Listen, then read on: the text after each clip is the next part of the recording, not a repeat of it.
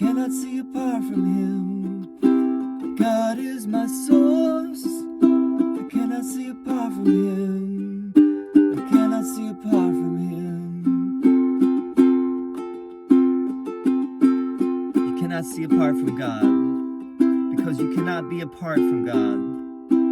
Whatever you do in him, because whatever you think with his mind.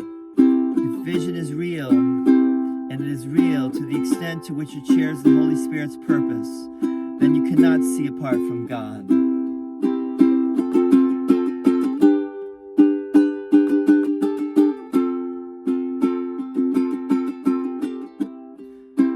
God is my source. I cannot see apart from him. God is my source. I cannot see apart from him. I cannot see apart from him. God is my source. God is my source. God is my source. God is my source. God is my source. God is my source. God is my source. God is my source. Lesson 43, God is my source. I cannot see apart from him. Paragraph 1, perception is not an attribute of God. His is the realm of knowledge. Yet he has created the Holy Spirit as the mediator between perception and knowledge. Without this link with God, perception would have replaced knowledge forever in your mind.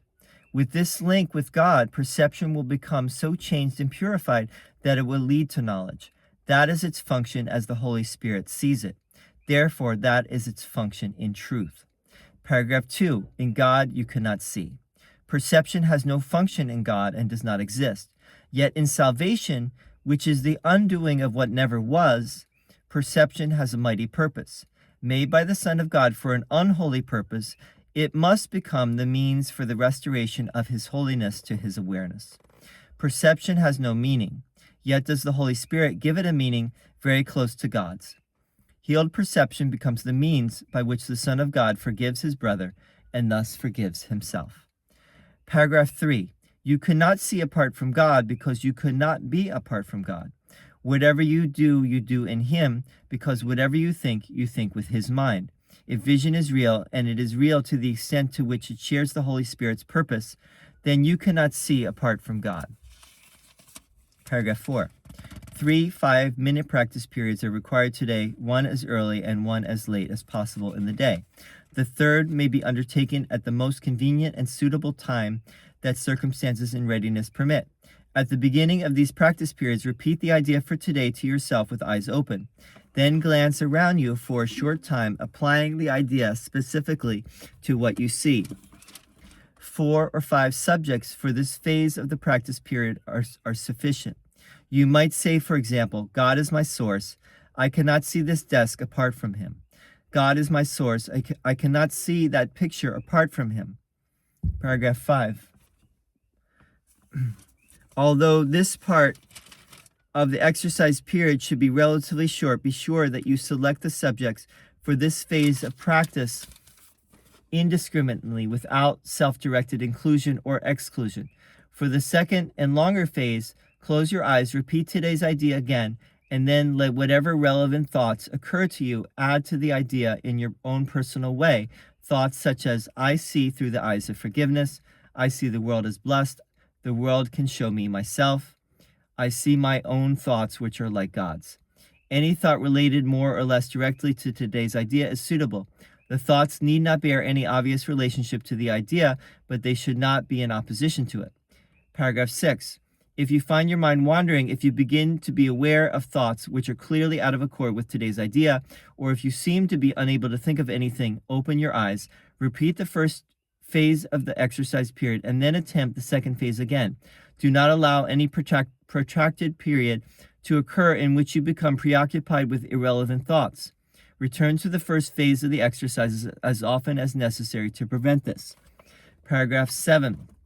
In applying today's idea in the shorter practice periods, The form may vary according to the circumstances and situations in which you find yourself during the day.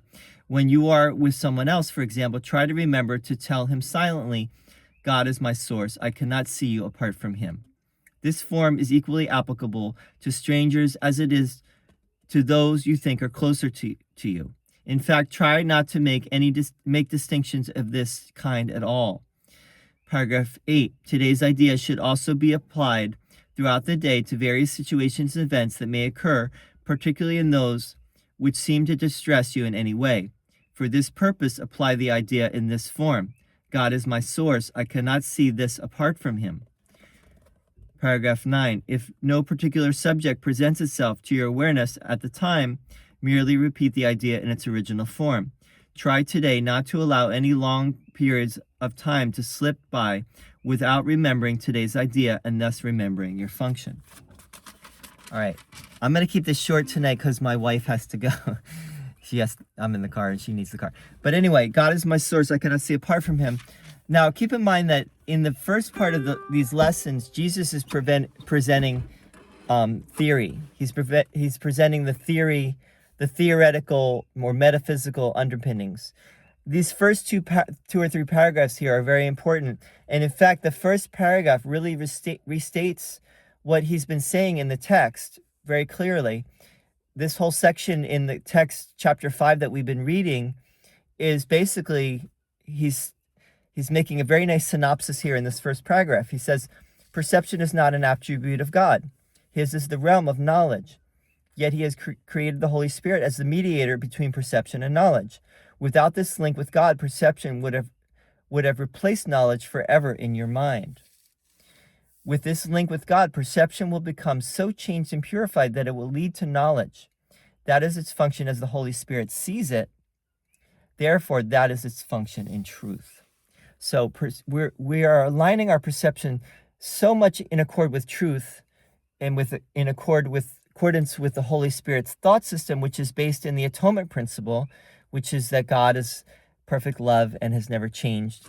And because we are a creation of God, we are a perfectly loving creation of a perfectly loving creator, we are still with God. Just 1 second, okay? In God you cannot see. God does not perceive. God is knowledge, right? In God you only be, right? Perception has no function in God and does not exist. Yet in salvation, which is the undoing of what never was, perception has a mighty purpose, made by the Son of God for an unholy purpose. So perception was made by us, by the Son, in opposition to God. It must become the means for the restoration of his holiness to his awareness.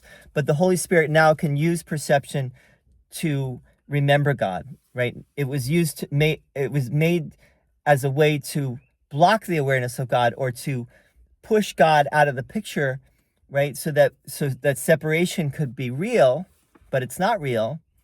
Now the Holy Spirit can use perception, which the Son made, as a way to get back to God, right? Again. Perception has no meaning, yet does the Holy Spirit give it a meaning very close to God's. Healed perception becomes the means by which the Son of God forgives his brother and thus forgives himself. So now we perceive everything we perceive seemingly outside of ourselves, we see through the light, in the light of love, right? In the light of perfection of God's love, right? We see that everything really shares in the holiness of God's love, and our perception becomes healed. And as our perception becomes healed, we're ready now to return back to knowledge, which is God's realm, right? So, and then the lesson is to help us to train our minds to think along the lines of the Holy Spirit. And that's all these lessons, right? And it's all leading to the experience of our true nature once again, right? It's all leading to having the experience of divine love or that perfect love once again. So I hope this is helpful, and we'll see you again very soon. Keep on, stay the course. See you soon.